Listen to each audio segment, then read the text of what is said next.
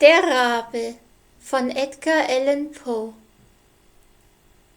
Mitternacht umgab mich schaurig, als ich einsam trüb und traurig sinnend saß und las von mancher längst verklungenen Meer und leer. Als ich schon mit matten Blicken in Begriff in Schlaf zu nicken, hörte plötzlich ich ein Ticken an die Zimmertüre her. Ein Besuch wohl noch, so dacht ich, denn der Zufall führet her, ein Besuch und sonst nichts mehr.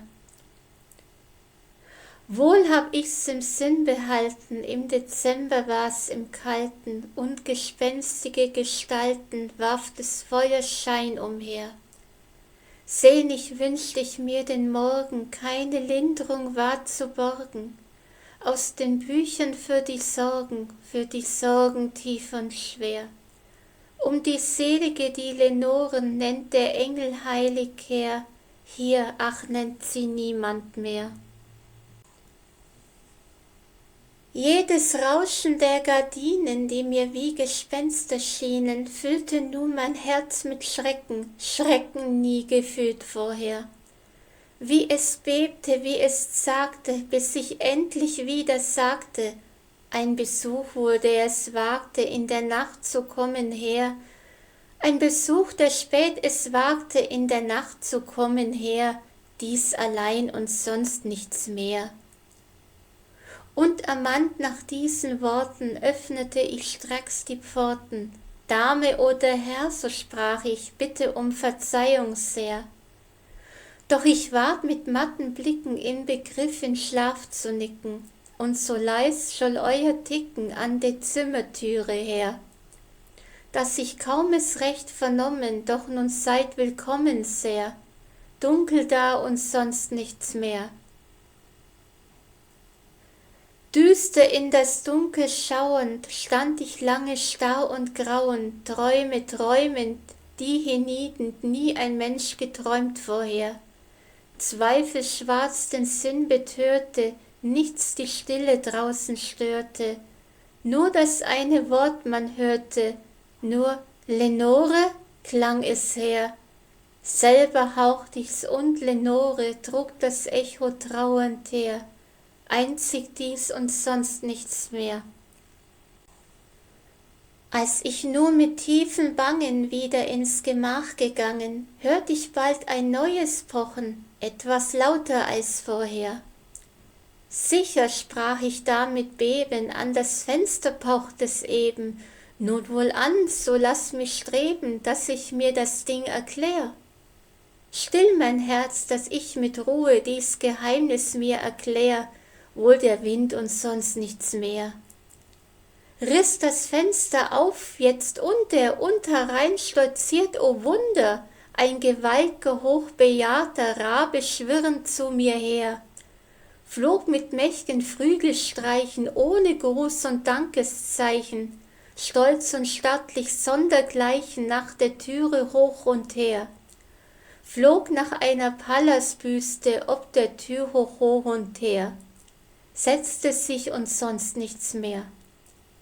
Und trotz meiner Trauer brachte er dahin mich, dass ich lachte, so gesetz und gravitätisch herrscht auf meiner Bühne er. Ob auch alt und nah dem Grabe, sprach ich, bist kein feiger Knabe, grimmer, glattgeschorener Rabe, der du kamst vom Schatten her.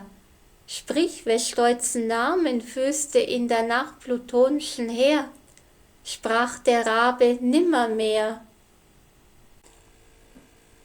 Ganz erstaunt war ich zu hören, dies Geschäft mich so belehren, schien auch wenig Sinn zu liegen in dem Wort bedeutungsleer.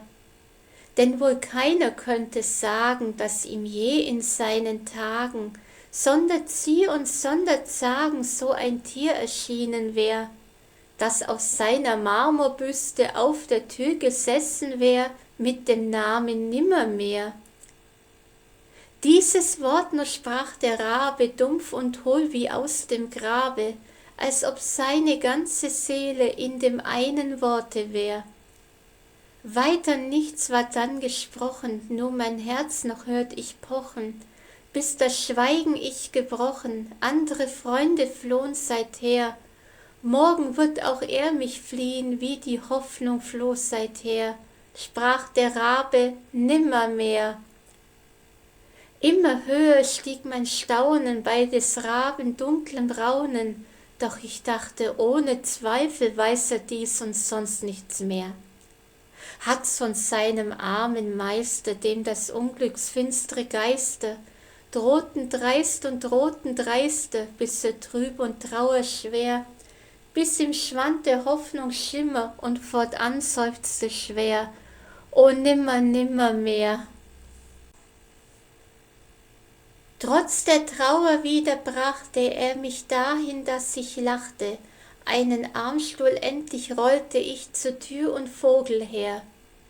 In den samtnen Kissen liegend, in die Hand die Wange schmiegend, sann ich hin und her mich wiegend, was des Wortes Deutung wär, was der grimmge finstre Vogel aus dem Nächten Schatten her wollt mit seinem Nimmermehr.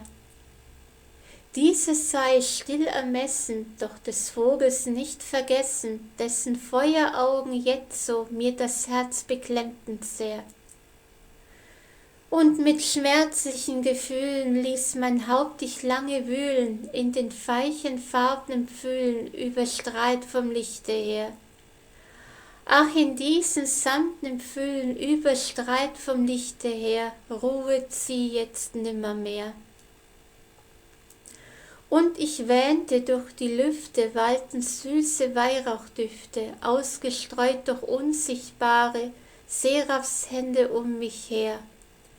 Lethe, rief ich, süße Spende, schickt dir Gott durch Engelshände, dass ich von Lenoren wende deine Trauer tief und schwer. Nimm, o nimm die süße Spende und vergiss der Trauer schwer, sprach der Rabe nimmermehr.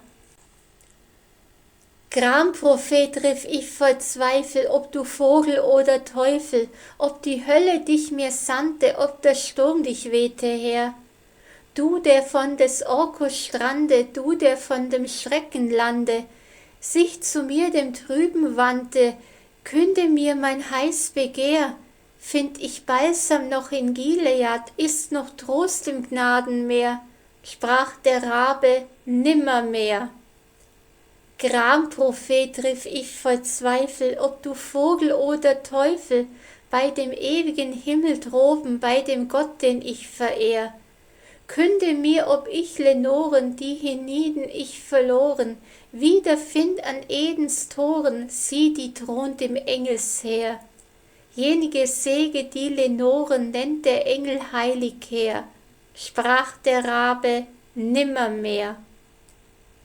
Sei dies Wort das Trennungszeichen, Vogel, Dämon, du musst weichen, fleucht zurück zum Sturmesgrauen oder zum plutonischen Heer. Keine Feder lass zurücke mir als Zeichen deiner Tücke, lass allein mich mit dem Geschicke, wage nie dich wieder her. Fort und lass mein Herz in Frieden, das gepeinigt du so sehr, sprach der Rabe nimmermehr. Und der Rabe weichet nimmer, sitzt noch immer, auf der blassen Pallasbüste ob der Türe hoch und her. Sitzt mit geisterhaften Munkeln, seine Feueraugen funkeln, gar dämonisch aus dem Dunkeln, düstern Schatten um mich her. Und mein Geist wird aus dem Schatten, den er breitet um mich her, sich erheben nimmermehr.